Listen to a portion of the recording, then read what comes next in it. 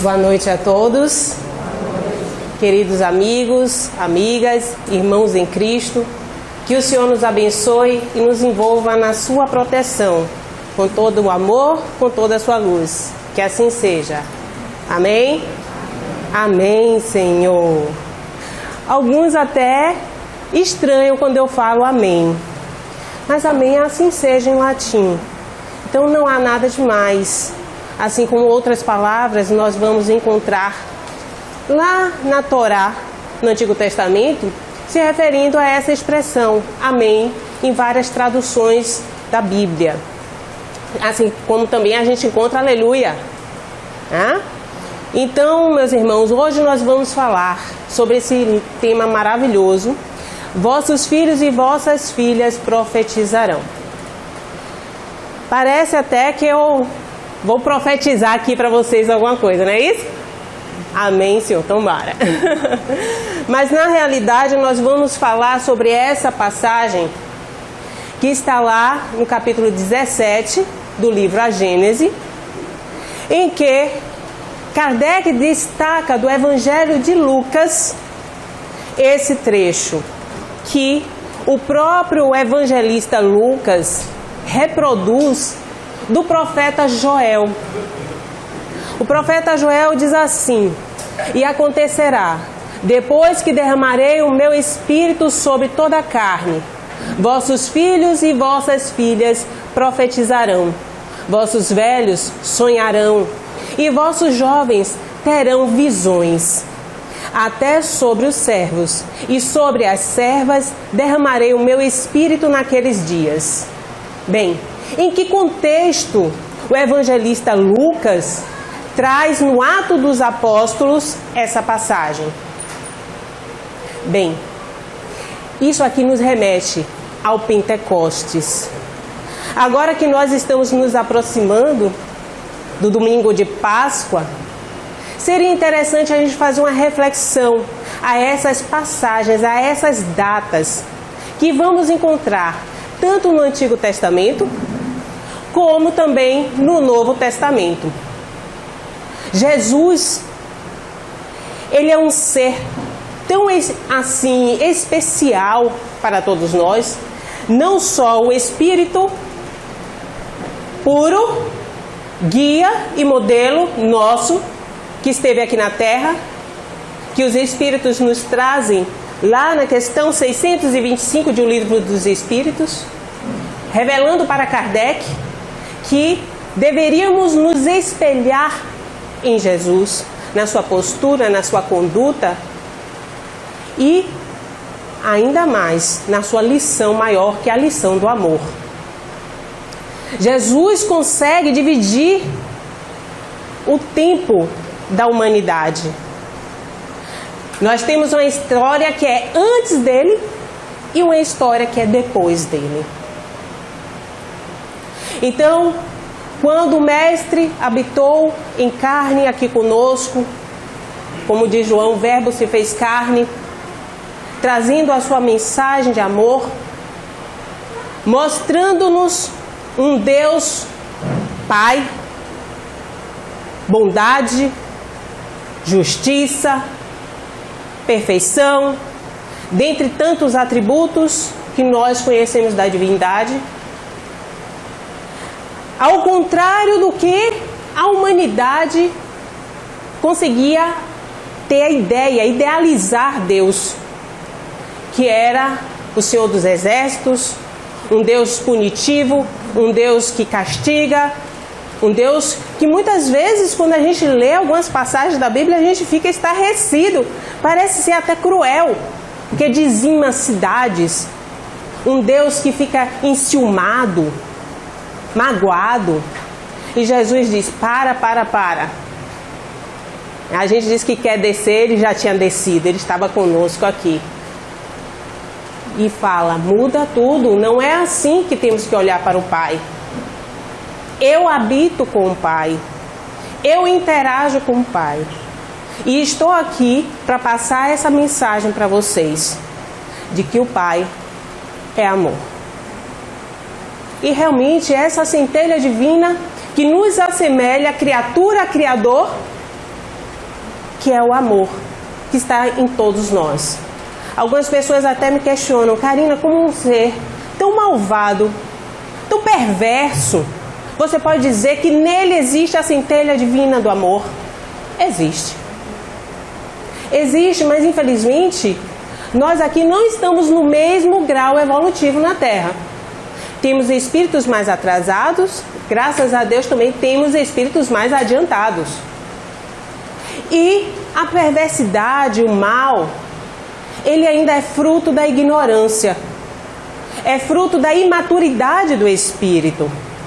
Mas isso não quer dizer que não há amor naquele espírito. Sim, há a centelha divina.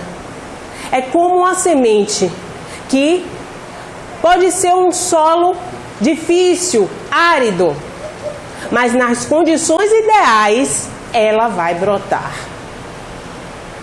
Então, meus amigos, Jesus estava entre nós, foi julgado injustamente, condenado. Condenado por quem? Uns vão dizer Pôncio Pilatos, outros responsabilidade de Herodes, que nada fez. Não, condenados por nós. Nós que pedimos que Jesus fosse crucificado. Nós, o povo daquela época. Muitos ainda encarnados naquele tempo, hoje reencarnados em outra roupagem. E graças ao esquecimento do passado, não temos aquele sentimento de culpa padecendo no nosso íntimo. Mas, sim, fomos nós que condenamos Jesus. Trocamos a tua missão amorosa por um ladrão, por Barrabás, para que fosse libertado. O mestre foi crucificado, mas tinha alertado em vários momentos, e a gente vai encontrar tanto no Evangelho de Lucas como no Evangelho de Mateus, ele chamando a atenção para seus discípulos que seria martirizado, seria condenado, seria morto, que o Cordeiro de Deus seria sacrificado, mas que ao terceiro dia ele iria ressuscitar. Então não é nenhuma novidade. Como nós podemos achar que um espírito puro, que para termos só uma pequena ideia do quilate de Jesus, a Terra tem cerca de 4,5 bilhões de anos de existência. Jesus, ele coordenou a vida na Terra, a formação do orbe terrestre, porque já era um espírito crístico, era um espírito puro, naquela época, há 4,5 bilhões de anos. A gente não tem a mínima ideia do que significa esse tempo. Não temos como mensurar. Mas talvez daqui a 4,5 bilhões de anos nós consigamos entender o grau de responsabilidade de um espírito puro. Mesmo que nós ainda não sejamos espíritos puros, mas já estaremos, pelo menos, interagindo com espíritos desse quilate. Então veja só. E Jesus fez cumprir todas as profecias que os profetas do Antigo Testamento traziam a respeito do Messias que viria libertar o povo judeu do jugo dos romanos. Um povo cuja história, vamos analisar, sempre esteve escravizado por alguém, ou então comandado por alguém, enquanto que eles se achavam um povo especial, desde a terra prometida aos hebreus, e no entanto viviam desse padecimento de sempre estar subordinado, sujeitos a governos estrangeiros. Mas havia a promessa que o Messias viria libertá-lo. E imaginavam que um rei, já que a mentalidade era o Senhor dos Exércitos para Deus, um Deus punitivo, um Deus guerreiro, então quem vem aí é um rei. Sim, veio o rei dos judeus, na sua simplicidade, na sua humildade. se preocupar com os doentes, com os rejeitados da sociedade, se preocupar com os que eram mais frágeis.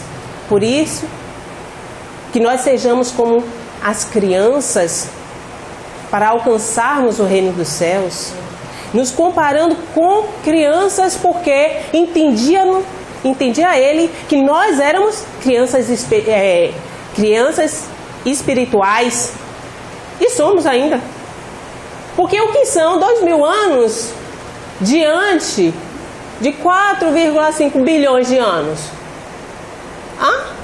Então estamos realmente na infância espiritual, somos crianças espirituais. Até porque o mestre não olhava para nós, não tinha a nossa ilusão que temos hoje de olhar para uma pessoa e fazer e julgá-la pelo que ela aparenta ser. Não, o mestre, ele olhava para o nosso espírito. O mestre já sabia o que iríamos ser lá na frente. É por isso que ele transformava, despertava espíritos. Então, o nosso querido mestre foi crucificado e realmente, ao terceiro dia, que nós comemoramos no domingo de Páscoa, ele ressuscitou. E quem foi que comprovou que ele tinha ressuscitado, né? Ou seja, passado pela ressurreição, que ele era ressurreto, que ele retornou para nós? Quem? Maria Madalena, conhecida como a flor do pântano, uma meretriz, uma mulher que naquela época, mulher era considerada praticamente nada na sociedade, porque era tida como objeto de reprodução. Até hoje em algumas culturas nós vemos os homens, os maridos, trocando suas mulheres por camelos, por elefantes, a depender da cultura local. Infelizmente, aí Kardec, quando fala sobre o homem primitivo, a gente acha que isso era quando a Terra era primitiva e agora é um planeta de provas e expiações. Não, ainda temos povos aqui na Terra muito atrasados, com essa mentalidade. Então, meus amigos, é Maria Madalena que testifica, que comprova, é o primeiro contato com Jesus, depois que ele retorna, como a gente fala, dos mortos. Jesus reaparece para a querida Madalena quando ela vai buscá-lo no sepulcro para ungí-lo, porque no sábado não poderiam tocar no corpo, senão aqueles que tocassem no morto tornariam-se pessoas impuras. E por tradição, então, no domingo, vai Maria Madalena com Maria de Cusa, outras Marias, Salomé, e lá chegando no sepulcro, encontram a porta do sepulcro de Jesus aberta. E cadê o corpo de Jesus? Aí as mulheres saem correndo para avisar aos discípulos que tinham levado o mestre, que o mestre tinha sumido, que o rabi, o meigo rabi deles, né, tinha sumido. E Madalena fica desolada, né, descontrolada, chorando no jardim, perto do sepulcro. Alguém se aproxima dela e fala: mulher, por que está chorando? E ela vira-se, pensa que é um jardineiro e fala: levaram o meu rabi, levaram o meu querido mestre. Aí ele fala: Maria, e ela o reconhece. Então, essa é a primeira aparição de Jesus depois da crucificação. E aí eu já chamo a atenção para esse detalhe. Maria Madalena vivenciou os últimos momentos de Jesus, inclusive ela foi uma das pessoas que acompanhou a crucificação junto com a mãe de Jesus e João, o evangelista.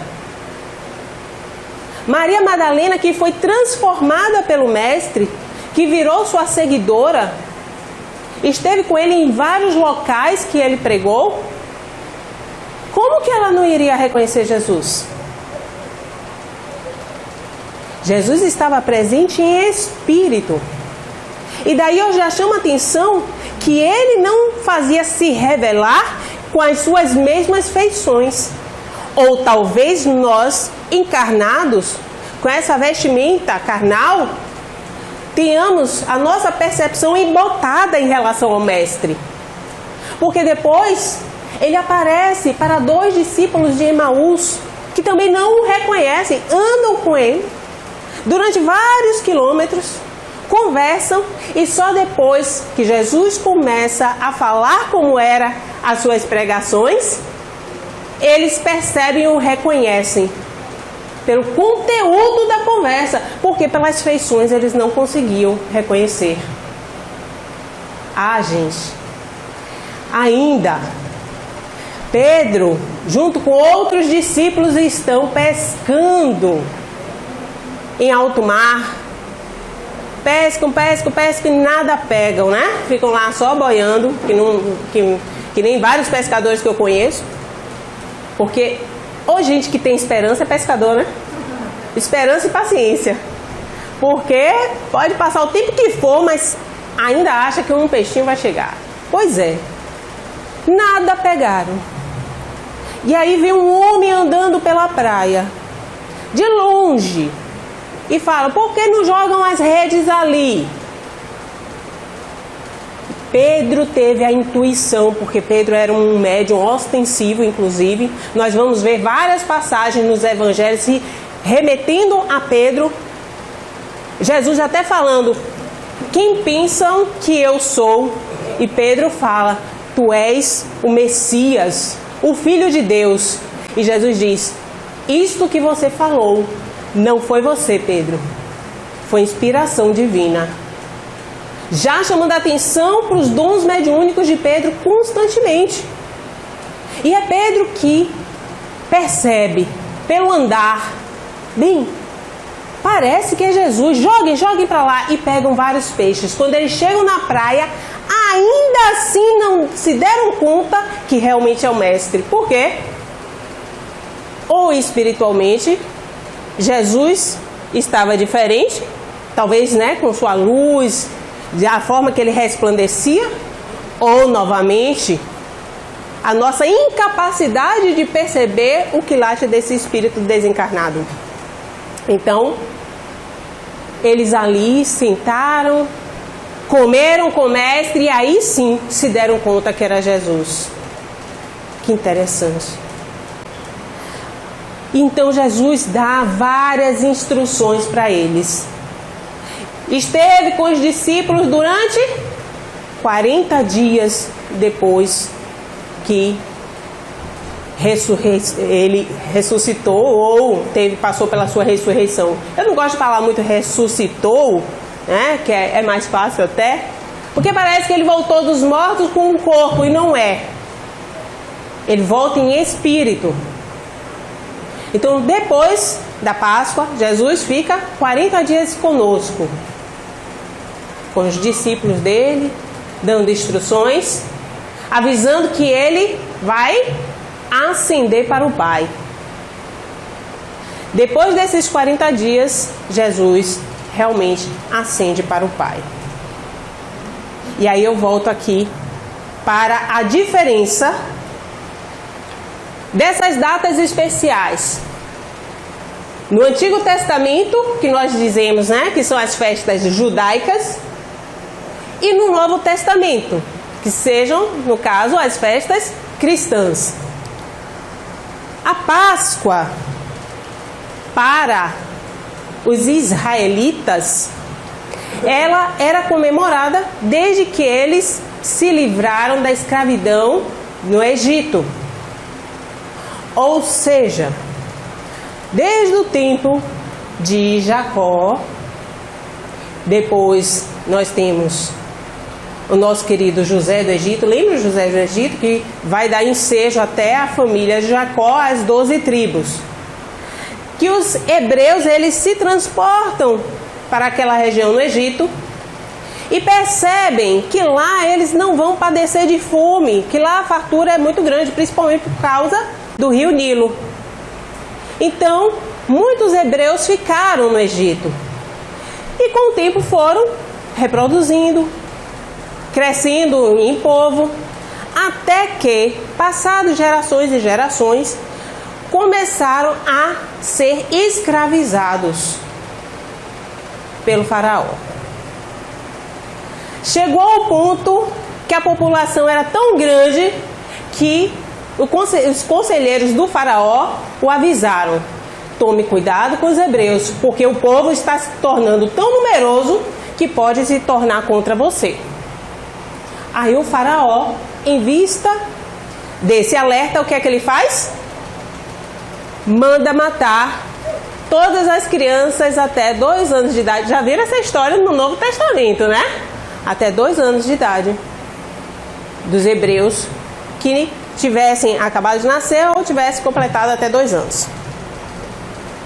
Nisso, a mãe de Moisés tinha acabado de tê-lo. O que é que ela faz? Para que ele não fosse morto, coloca-o num cestinho próximo ao rio. O cestinho anda com a criança uns metros. Quem ouve o choro dessa criança? A filha do faraó. A filha do faraó pega essa criança, leva lá para o palácio. E essa criança, ela é educada com tudo que tem direito, como se fosse um príncipe. Principalmente as escrituras dos egípcios, né, que eles estudavam bastante, tinham acesso a várias revelações, livro dos mortos. E Moisés ali, estudando tudo, crescendo, saudável. Até que, depois que ele atinge já a idade adulta, ele se dá conta, descobre que ele é hebreu, que há essa revelação por conta da mãe dele, que ele é hebreu. E ao sair da corte do faraó, ele se depara com um egípcio brigando com um hebreu. Aí ele vai defender, o egípcio o ataca, ele o mata. Aí ele volta transtornado com o que houve, né? No outro dia, quando ele sai da corte novamente, encontra já 2 egípcios brigando, lá se atracando. Aí ele vai separar, aí um deles vira para Moisés e diz: o que é? Vai fazer que nem ontem que você matou um egípcio? Aí ele se dá conta que sabem que ele tinha cometido esse crime e que se chegasse ao conhecimento do faraó, ele seria punido. Então ele foge, ele sai do Egito. Ao sair do Egito, ele tem a primeira revelação como profeta.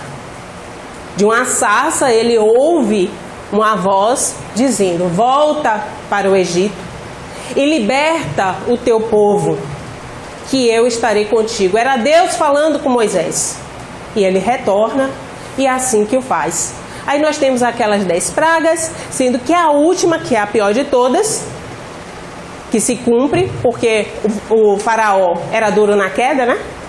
Podia vir a praga que fosse, rio virando cor de sangue, era gafanhoto, toda hora era uma praga, até que na 10ª, todo primogênito que habitasse ali no Egito, não fazia distinção de descendência, então poderia ser também dos hebreus, todo primogênito seria sacrificado. Aí os hebreus foram avisados que quando eles pegassem o sangue de um cordeiro novo, aí tem uma receita toda bonita, especial, tinha que ser novinho, saudável, pegasse o sangue desse cordeiro e marcasse as portas de sua casa. Quando a morte passasse, o primogênito daquela família seria poupado. E depois dessa última praga, o faraó finalmente cede. Aí Moisés pega todo o povo e sai do Egito. Essa saída do Egito é conhecida como Êxodo. Para comemorar que eles conseguiram sair do Egito, eles instituem uma festa chamada Páscoa. Daí vem a Páscoa, que se chama passagem. Depois de 430 anos que eles foram escravizados, finalmente agora eles foram libertados. A Páscoa, eles também tinham um sinônimo que é a festa dos pães ázimos, porque eles assavam pães, um pão muito durinho, gostoso, né? Para quem gosta. E também tinham a festa do Pentecostes. E de onde surgiu a festa do Pentecostes deles? Dos judeus?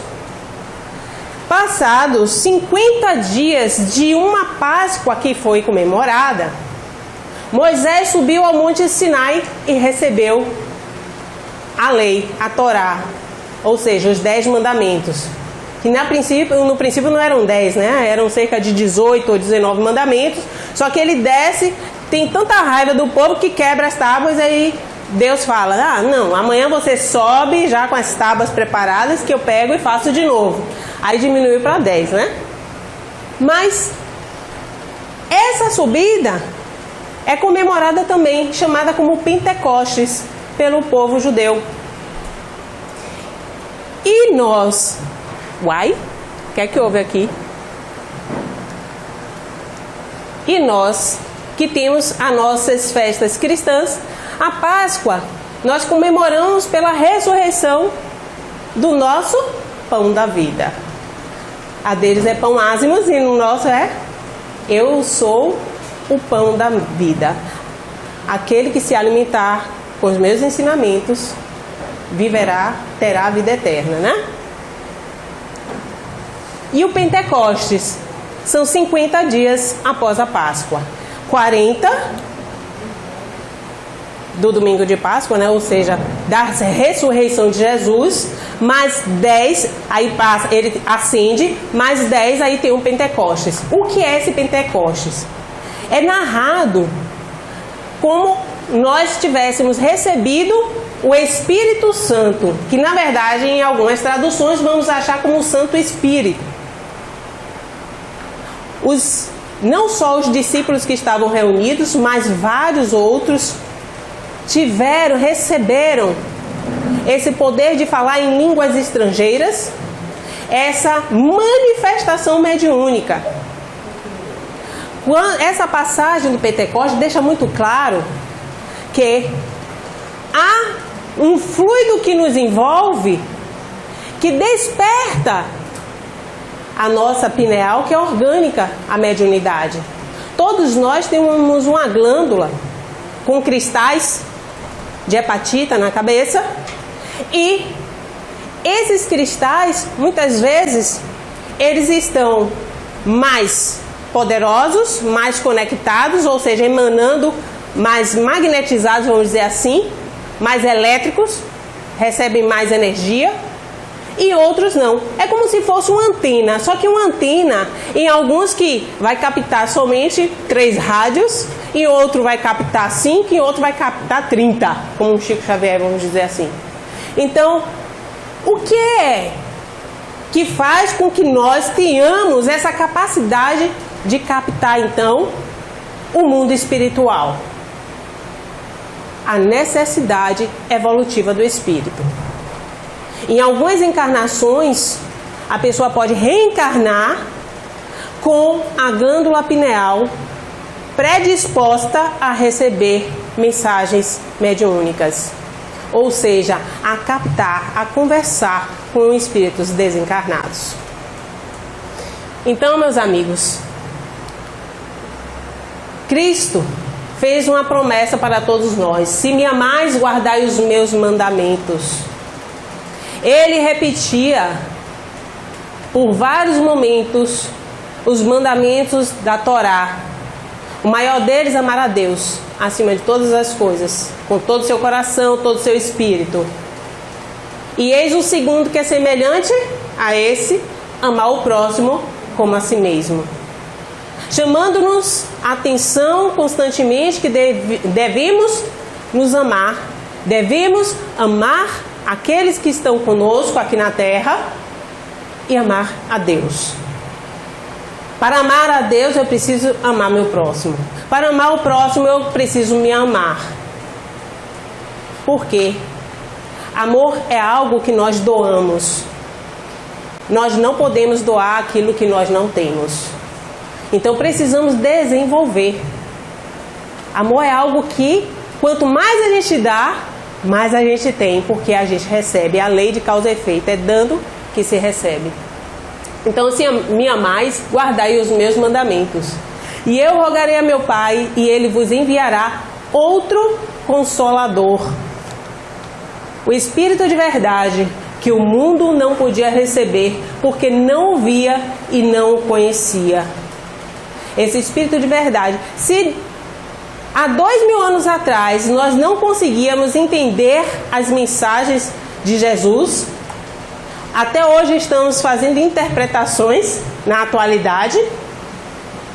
Jesus deixa claro, tem coisas que eu vou falar que vocês vão ouvir, mas não vão entender, que vocês vão ver, que não vão também introjetar, não vão conseguir entender. Porque não posso dizer tudo. Eu não posso pegar um professor de Harvard para dar aula para uma criança de 3 anos de idade, que a criança não vai nem entender. Ave Maria. Jesus na causa, né? Então, mas vós conhecê-lo-eis, esse Consolador.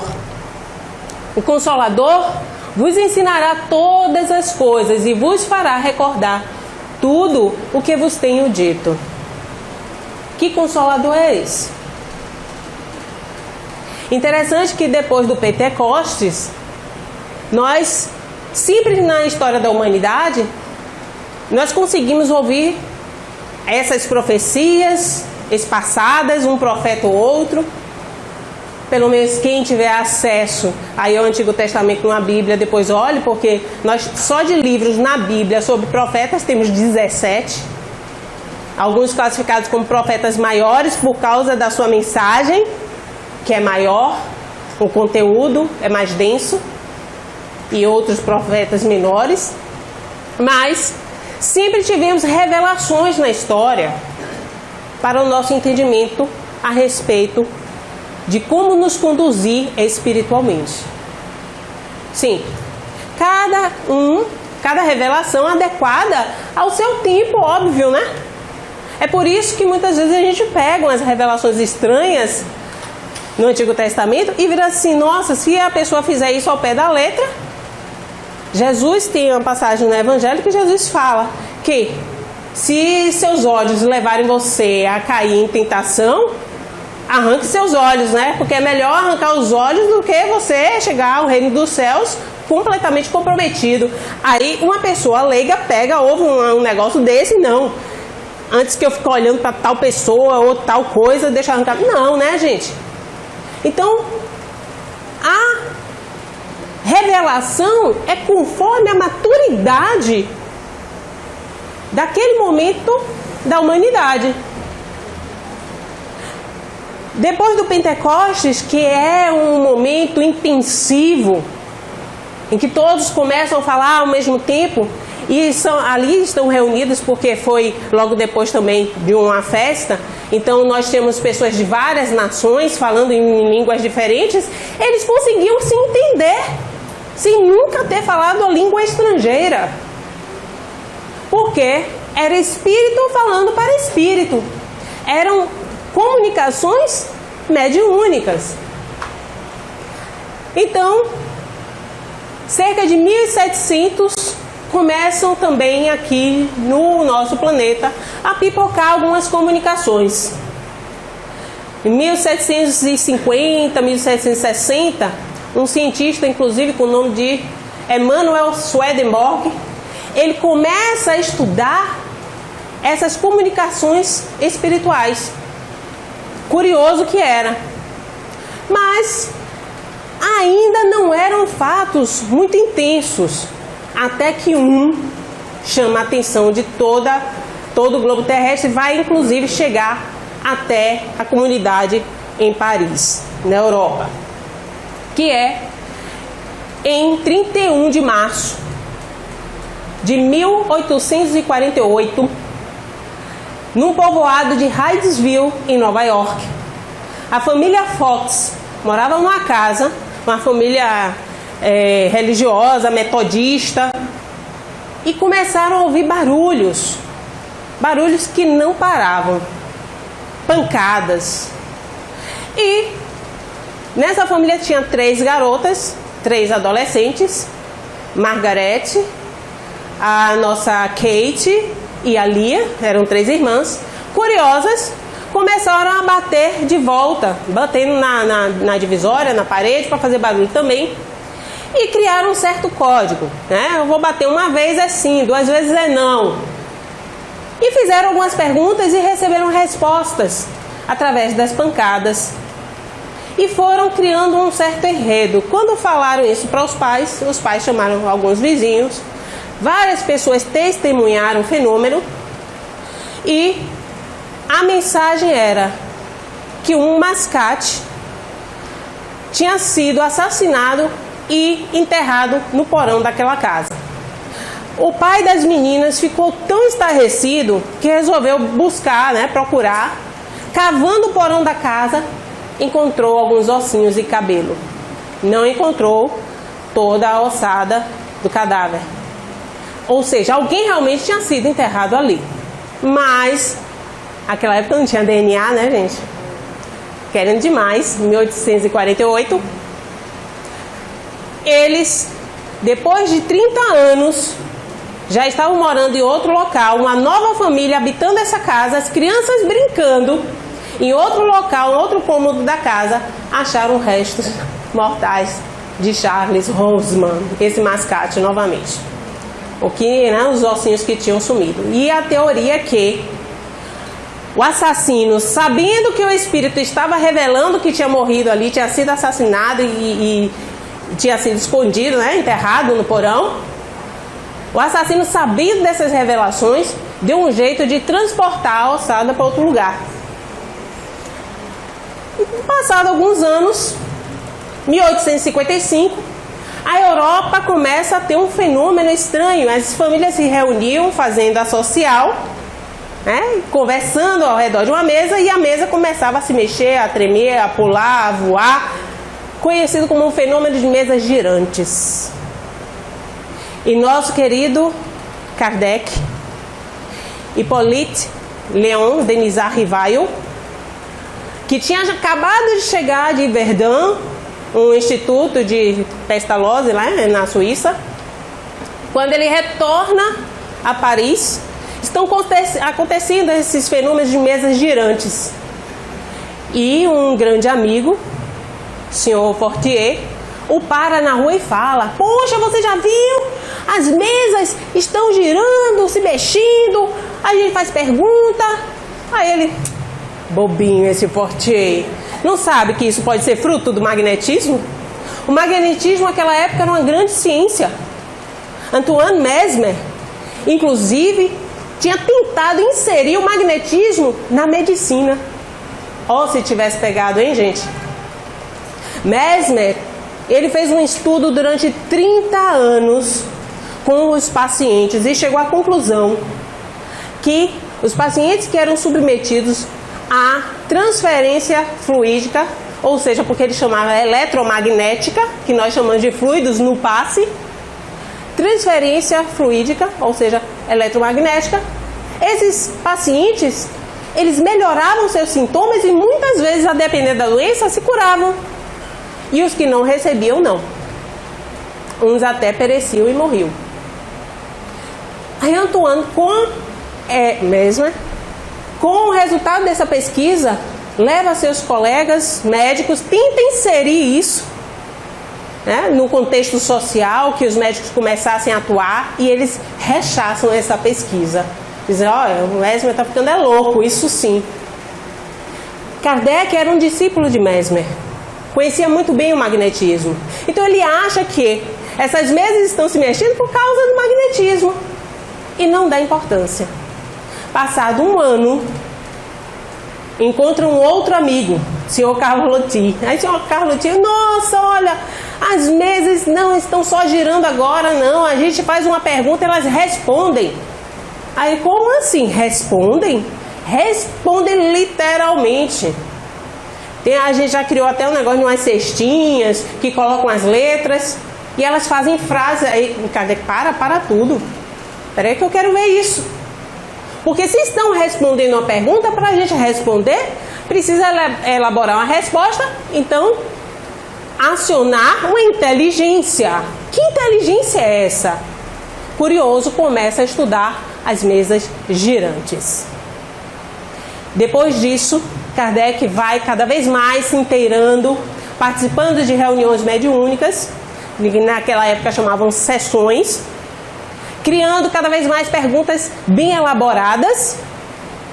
E quando ele recebia essas respostas, ele ia compilando, ia comparando com outras respostas que ele já tinha obtido em outras reuniões, até que, há 162 anos exatamente, na data de hoje, 18 de abril de 1857, é lançado o Livro dos Espíritos, com 501 perguntas e respostas.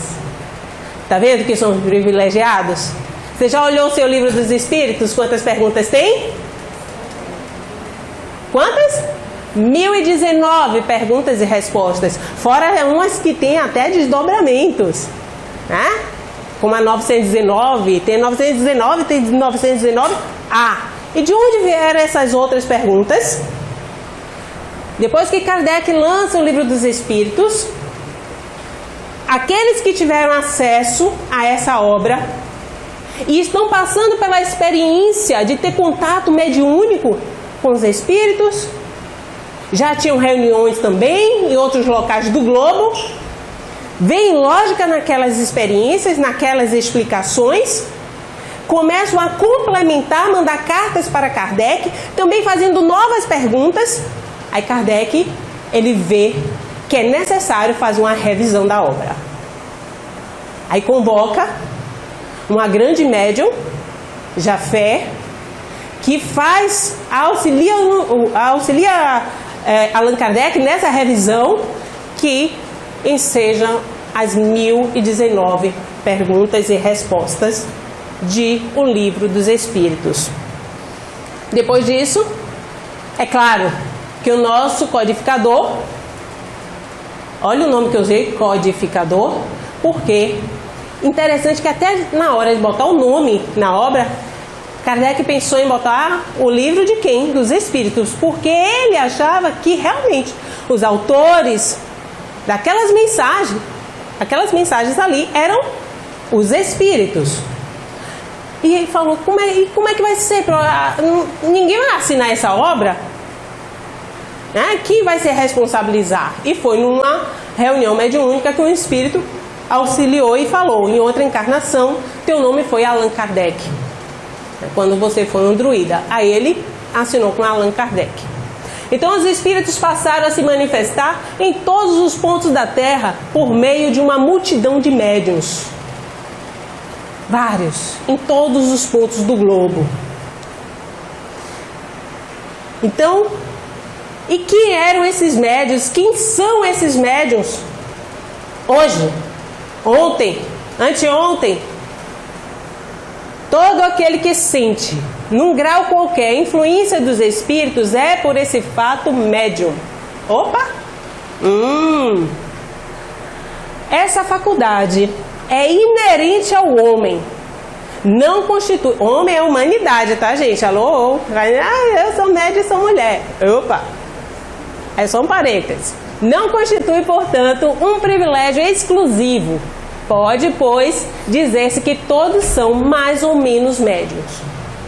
Existe uma polêmica, porque com essa afirmação lá no Livro dos Médiuns, no capítulo 14, Allan Kardec está chamando a atenção que nós, como a mediunidade é uma faculdade orgânica, lembra que eu falei?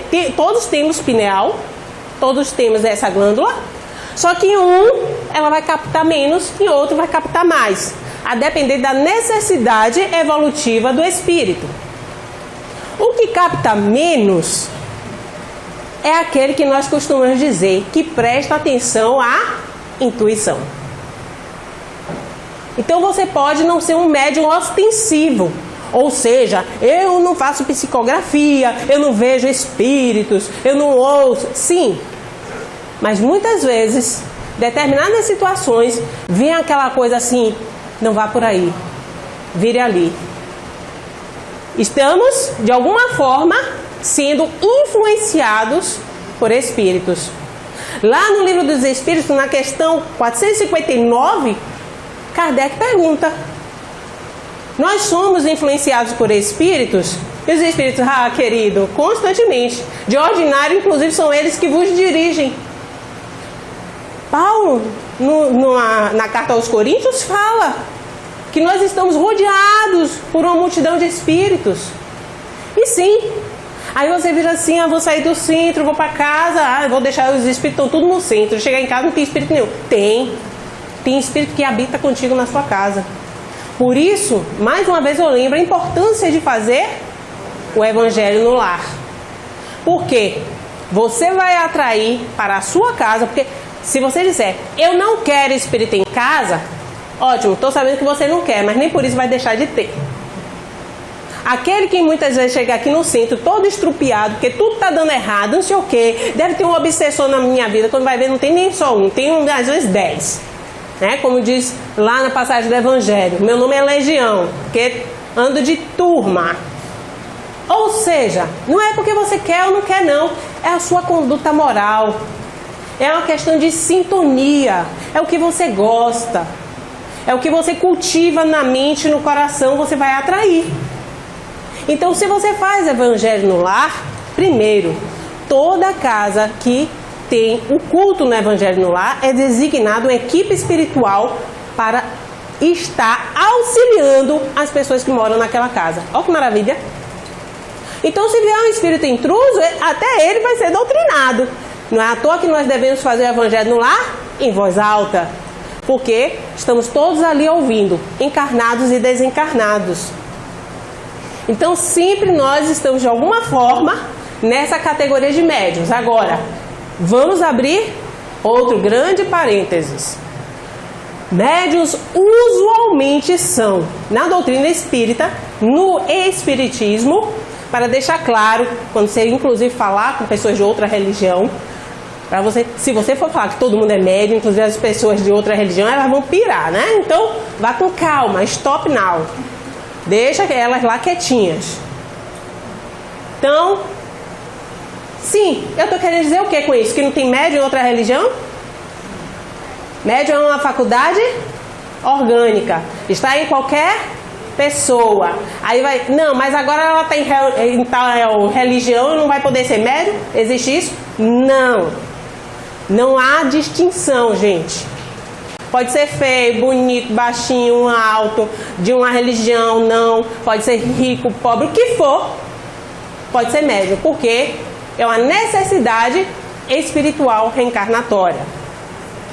Aqueles em quem a faculdade mediúnica se mostra bem caracterizada e se traduz por efeitos patentes de certa intensidade, o que então depende de uma organização mais ou menos sensitiva. Então aí deixa claro que médium na nossa classificação, na doutrina espírita, quando a gente fala ele é médium, médium ostensivo, em alguma forma sensitiva. Aí eu volto a esse aqui, todo aquele que sente, eu até sublinhei, esse sente, lembremos, no francês o verbo sentir não tem a mesma conotação que o sentir no português. O verbo sentir no francês, ele sente através dos sentidos do corpo, os 5 sentidos. Então, a pessoa precisa ver, pegar, entendeu? Ouvir, nesse sentido. Então, por isso que nós falamos que é ostensivo, porque tem um resultado material, vamos dizer assim. Mas já para a gente no português, a gente tem esse entendimento que sentir pode ser sentir uma emoção, né? Sentir um sentimento, daí que vem a palavra sentimento. Não, para o francês é algo assim dos 5 sentidos mesmo. Os profetas, então, são médiuns.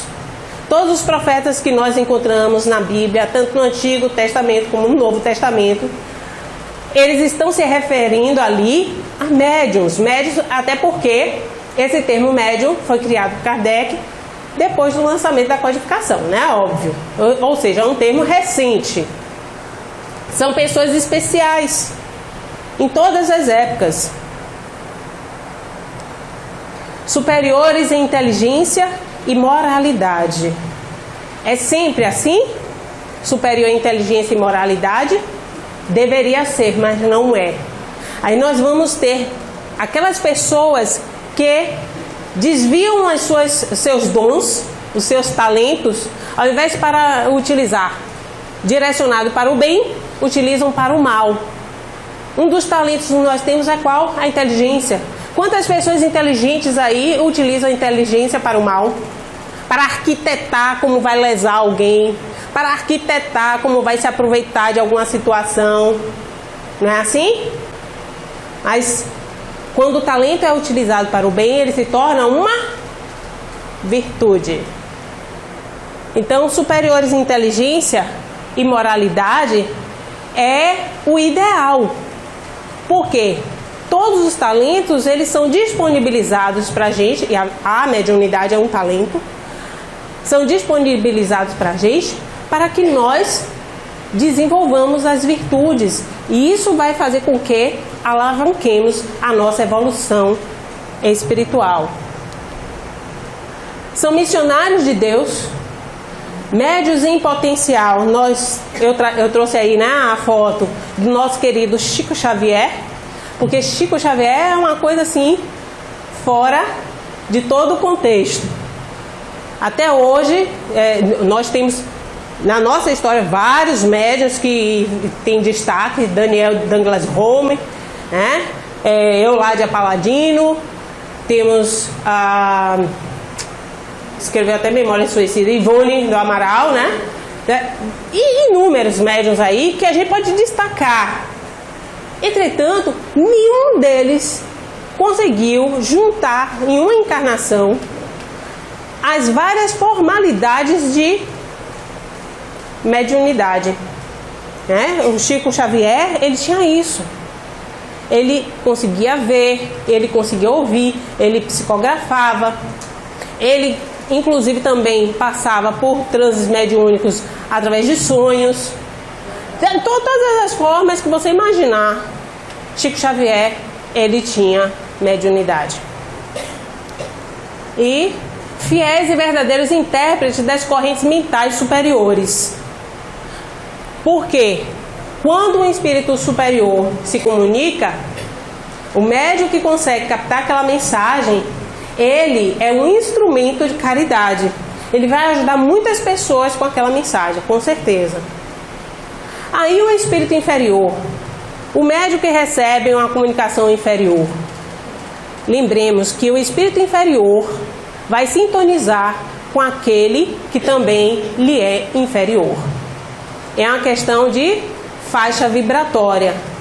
Ah, Karina, mas é aqueles casos de mistificação. Todo médium tem um espírito, aliás, todo médium, nós todos somos médium, lembra que eu falei? Uns mais, outros menos. Um é ostensivo e outro não. Todos nós temos um guia. Ou não temos? Alguém não tem guia aqui? Se pensa que não tem, eu vou lembrar. Tem o anjo da guarda. Todos nós temos um espírito que se responsabilizou pela nossa reencarnação. Olha que lindo! Olha que lindo! A gente veio aqui porque o espírito virou assim: vai, deixa aí que eu vou estar colado. Agora, claro, eu vou respeitar a vontade da criatura. Porque se a pessoa realmente não quiser de jeito nenhum ser ajudado, eu vou ter que dar um tempo. Porque a gente tem que respeitar o livre-arbítrio de cada um de nós. Aí, espírito superior a nós, um espírito bom como é o anjo da guarda, ele não deve respeitar, não? Tem que respeitar. Então, mesmo com um anjo guardião, um anjo bondoso, mais experiente que nós, a gente se vê em apuros em vários momentos. Por quê? Porque assim a gente quer. Porque se a gente não quisesse, a gente não passava por isso. É só pedir auxílio ao anjo guardião constantemente. quando a gente faz essa conexão com o nosso querido anjo guardião, que isso não é conselho meu não, é de Santo Agostinho. A gente faz essa conexão com o anjo guardião, isso inclusive nos educa para fazer a conexão com Jesus, com Deus. Podem captar revelações e acontecimentos futuros, premonitórios. Muitos deles, muitas vezes, graças a Deus, não acontecem. Por quê? Aquelas profecias que são tragédias e fica todo mundo esperando. Vai acontecer no ano 2000, 2002, 2012. Daqui a pouco vai ser 2022, porque tem um bocado de 2, né? Gente, a humanidade é um organismo. Assim como nós temos livre-arbítrio e viemos para cá com o nosso planejamento reencarnatório, muitas coisas eu vou mudar. Por quê? Era para eu decidir algo para continuar dentro do meu planejamento, eu decido o contrário, o que é que vai acontecer? Muda o planejamento. E assim também é a humanidade em conjunto, como organismo. Então, algo que estava previsto para acontecer, mas a humanidade conseguiu se manter respeitando os povos uns aos outros, né? Que é o que a gente vê aí, muita gente sondando o data limite, que é uma profecia que atribuem a Chico Xavier. Se a gente não chegar até julho, sem algum desastre, alguma guerra e tudo, a gente vai já passar por um outro patamar evolutivo. Vamos com fé em Deus, porque a humanidade está caminhando para manter essa paz entre aspas, né? Eu costumo dizer que é uma paz controlada, é uma violência vigiada. Para fazer que a humanidade avance moralmente e intelectualmente, são precisos homens superiores em inteligência e em moralidade. Claro! Não adianta somente ser inteligente, aí me vem um Hitler e faz uma guerra. Inteligente, só que a moral, não tinha moralidade. Características do verdadeiro profeta, gente, possui os mais elevados valores morais. Então, aqueles que têm dons mediúnicos, tratem a tomar decisões para se direcionar por esse caminho, para elevar-se em caridade, amor, humildade, bondade e desinteresse pessoal. Porque aquele que usa a mediunidade por interesses pessoais, ou seja, egoísticos, já que a mediunidade é algo para você, a serviço do outro também, é uma forma de você, é um talento para você utilizar como uma caridade. Quando você tem interesses pessoais e utiliza da sua mediunidade, o telefone toca de lá para cá. Não é você que decide ser médium ou não. Então, a qualquer momento, a sua capacidade mediúnica pode ser restringida pela espiritualidade. Ou então, a qualidade dos espíritos que você atrai para dar comunicação começam a ser espíritos que vão te enganar. Espíritos mistificadores. E ninguém está isento disso. Tem experiências reveladas até por Divaldo Franco, o próprio Chico Xavier. Uma vez, um espírito lhe apareceu com as vestimentas de Emmanuel, começou a dar uma mensagem. Aí ele, quando viu o conteúdo, ele assim, não, isso aqui parece que não é de Emmanuel. Não, Emmanuel apareceu. Você acha que é, Chico, ou não é? Emmanuel, acho que não é, não. Aí ele, pois é. Aí ele, mas se é outro espírito querendo passar por você, por que você deixou isso acontecer? Aí, para você lembrar que você não é infalível. Então, para vocês verem, né? Como é que funciona. Características do verdadeiro e do falso profeta. A diferença está exclusivamente nos caracteres morais. O falso profeta é aquele que vai muitas vezes vai mistificar a comunicação, ou vai tentar utilizá-la em proveito próprio, né? Resumindo e caminhando para o fim, lembrando que a primeira revelação é trazida por Moisés através dos 10 mandamentos. E na verdade, quando a gente vai olhar a Torá toda, que são aqueles livros, né, do Antigo Testamento, a gente vê lá em Gênesis, Êxodo, Levítico, Número, Deuteronômio, todos esses 5 livros, a gente vai conseguir captar 613 mandamentos, não só 10. Você vê como os fariseus ficavam loucos, né? Teve em Moisés a sua personificação. A segunda revelação, a revelação de Jesus conosco, a lei do Novo Testamento, foi trazida pessoalmente por ele. E a terceira revelação, que eu poderia dizer o terceiro Pentecostes, mas vamos com calma, né? É a terceira revelação da lei de Deus, que vem através do Espiritismo. Não tem a personificá-lo nenhuma individualidade. Então, Kardec, ele foi responsável em compilar, em reunir as mensagens, em passar pelo sistema da universalidade, ver se várias mensagens, elas corroboravam umas às outras, porque se fosse algo isolado, vamos lá, né? Vamos ter calma para não colocar na codificação e depois verificar que não é algo corriqueiro e pode ser inclusive até uma inverdade. Ele foi muito criterioso, muito cuidadoso. É fruto do ensino dado então pelos Espíritos. Porque o apelo divino é esse. Deus dirige o supremo apelo aos vossos corações por meio do Espiritismo. Escutai-o. O apelo divino que agora disponibiliza essa doutrina maravilhosa para nós. Consoladora, sim, para muitos, encarnados e desencarnados. Muitos que estavam iludidos, se questionando de onde vim, para onde vou, por que eu estou aqui. Muitos que não dando valor às suas vidas. Olha a revelação dos profetas. E como vem aqui a primeira grande revelação, a segunda grande revelação, que é pelo Jesus, e a terceira, que é a doutrina espírita, é tão criteriosa, tão cuidadosa com a humanidade, que assistindo ao filme A Descoberta, é que eu compreendi como que a gente não pode se antecipar às verdades divinas. Tudo no tempo de Deus. Um filme com Robert Redford, quem quiser depois procura lá no Netflix, A Descoberta, é fantástico. Robert Redford, ele consegue provar que a morte não existe, ou seja, a gente morre, mas a vida continua. Ele chama inclusive que nós temos sempre uma segunda chance. Se você morre, você vai reencarnar, você vai retornar.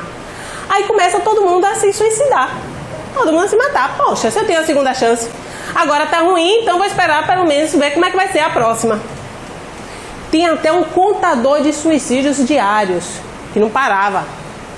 Parecia um relógio, o tempo inteiro, porque todo mundo começou a se matar. Aí o filho dele chama a atenção, tá vendo? Que não pode ser dada assim uma informação para as pessoas que não estão preparadas, porque elas não sabem as consequências que é também para o espírito tirar a própria vida.